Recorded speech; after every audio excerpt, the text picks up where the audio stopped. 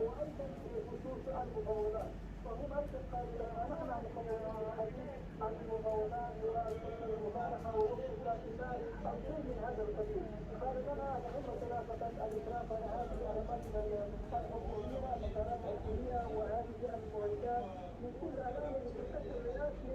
عندما ارى انا فقد ارى هناك ثلاثه من مسؤولين السابقين وهم ايضا المخرج لدى البشيء الرسمي لم نجد ما عدا هؤلاء الثلاثه احد في القصر الرئاسي، حتى كانت على الابواب مقفله فهم فتحوها بطريقتهم وكسروها. نحن نشاهد وإياكم أيضا صور للمسؤولين السابقين، الثلاثة الذين تحدث عنهم مسؤولين سابقين، أحدهم قام بتسليم القصر الرئاسي لأحد قيادات طالبان وكنا ترابيات على الهواء إذا مباشرة. من هو هذا الشخص الذي قام بتسليم القصر الرئاسي؟ احترام أنا مرسل كويس كلمة في الكلام. قام بتسليم القصر الرئاسي السيد حمد الله